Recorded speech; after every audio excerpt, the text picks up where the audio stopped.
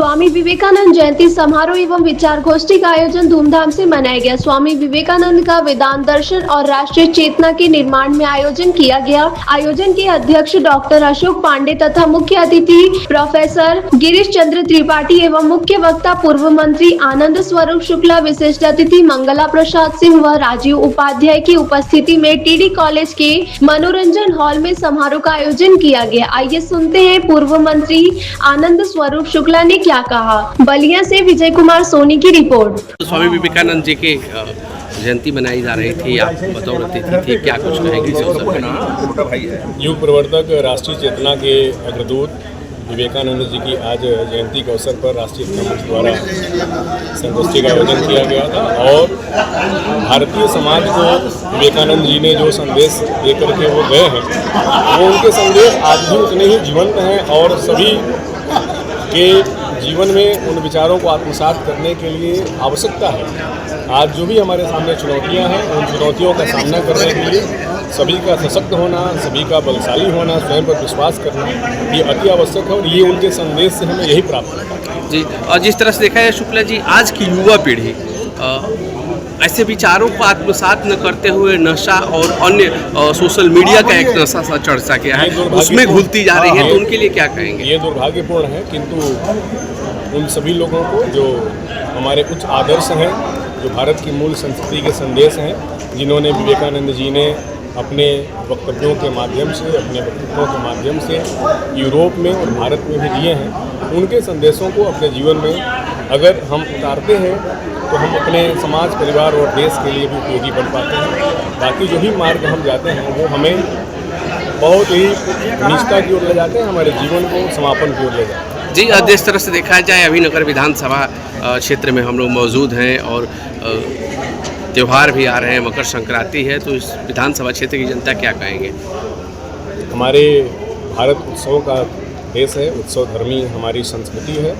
मकर संक्रांति हम सभी सनातन धर्मावलंबियों के लिए एक बहुत ही पवित्र त्यौहार है। जब हमारे सूर्यदेव धनु राशि में प्रविष्ट होते हैं, शुभ दिन हम सभी के शुरू होते हैं। मैं नगर विधानसभा क्षेत्र वासियों को और सभी को इस पर्व की हार्दिक शुभकामनाएं। सर, जिस तरह से देखा जाए अभी SIR हो रहा था और SIR में जो पहली सूची जारी हुई, लगभग 80,000 केवल नगर विधानसभा क्षेत्र से वोट कट रहे हैं, तो क्या 27 विधानसभा चुनाव पर इसका असर पड़ेगा? नहीं, सरकार और चुनाव आयोग का यही प्रयास है कि जो वास्तविक मतदाता हैं, जहां निवास करते हैं, सभी का मतदाता सूची में नाम हो। अगर कोई वहां उपस्थित नहीं है अथवा मृतक हैं तो उनका उस सूची से नाम विलोपित होना चाहिए। अभी नाम बढ़ाने के लिए, पता संशोधन करने के लिए, नाम कटाने के लिए अभी प्रक्रिया चलेगी। फॉर्म 6, फॉर्म 7, फॉर्म 8 अभी भरे जाएंगे। तो चुनाव आयोग का यही प्रयास है कि मतदाता सूची हमारी पूरी तरीके से शुद्ध हो और सभी जो 18 वर्ष की आयु पूरी 1 जनवरी 2026 को कर लिए हैं, सभी मतदाता बनेंगे।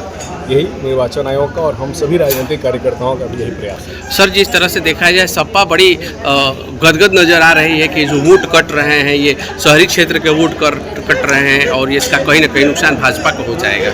सपा एक दिग्भ्रमित पार्टी है। उनके राष्ट्रीय अध्यक्ष सबसे पहले SIR के विरोध में बोले, फिर उसके बाद बोले कि भाजपा का ही वोट कट गया, तो वो तो इसके खिलाफ सड़क पर उतरने की धमकी दे रहे थे और जब SIR शुरू हुआ तो फिर कह रहे भाजपा, तो वो पूरी तरीके से व्यथित हैं, भ्रमित हैं, दिशाहीन हैं। समाजवादी पार्टी के लोग क्या बोल रहे हैं उनका हम संज्ञान नहीं लेते हैं। भारतीय जनता पार्टी का सीधा संबंध उत्तर प्रदेश की 25 करोड़ आबादी जनता के साथ है। हमारे योगी जी के नेतृत्व में जनता की सेवा हो रही है, प्रदेश का विकास हो रहा है और हर वो व्यक्ति जो 18 साल की आयु 1 जनवरी 2026 को पूरा किया हुआ है, भारत का नागरिक है, उसके माता पिता भारत के नागरिक हैं, तो उसका नाम मतदाता सूची में अवश्य होगा और भारतीय जनता पार्टी ऐसे ही आगे बढ़ती रहेगी। सर, कुछ महिलाएं हैं नगर विधानसभा की जो लगातार धरना प्रदर्शन कर रही हैं कि जो कटहल नाला का विकास किया जा रहा है, उनके घर टूट रहे हैं, तो क्या उनको मुआवजा कुछ मिले या फिर कुछ इस तरह की, तो उनके लिए क्या कहेंगे? इसके बारे में जो प्रशासन देखेगा वहाँ पर क्या करना चाहिए। उत्तर प्रदेश में योगी जी की सरकार ने 2 करोड़ से अधिक लोगों को आवास दिए हुए हैं। सभी को यहाँ बेघर लोगों को घर दिया जाता है, प्रधानमंत्री आवास के माध्यम से, मुख्यमंत्री आवास के माध्यम से। किसी भी गांव में, किसी मोहल्ले में कोई अब घर विहीन नहीं रहा। तो हमारी सरकार किसी का घर उजाड़ने वाली सरकार नहीं, सबको घर देने वाली, घर बसाने वाली सरकार। ठीक, एक सवाल थोड़ा, लगातार SIR का विरोध कर रही थी और जब IPAC के ऊपर ईडी का छापा पड़ा तो ममता बनर्जी स्वयं वहाँ पहुँच करके कुछ फाइलें निकाल करके अपने साथ ले गई, तो इसको अब किस रूप में देखते हैं? ये अत्यंत दुर्भाग्यपूर्ण है। दुर्भाग्यपूर्ण शब्द भी इसके लिए छोटा है। ममता बनर्जी जी का कृत्य कहीं से भी किसी भी सामाजिक व्यवस्था में, किसी भी लोकतांत्रिक व्यवस्था में स्वीकार नहीं किया जा सकता है। एक प्राइवेट एजेंसी के ऑफिस से कोई भारत सरकार की एजेंसी अपनी जांच पड़ताल के लिए पहुंची है और वहां पर एक राज्य का मुख्यमंत्री पहुंच करके और उस कार्य में बाधा डाले, वहां से उस फाइल को छीन के लेके चले जिसमें अनेक ऐसी चीज़ें हो सकती हैं जिसकी तलाश में ईडी वहां पर गई थी। तो ये अत्यंत दुर्भाग्यपूर्ण है।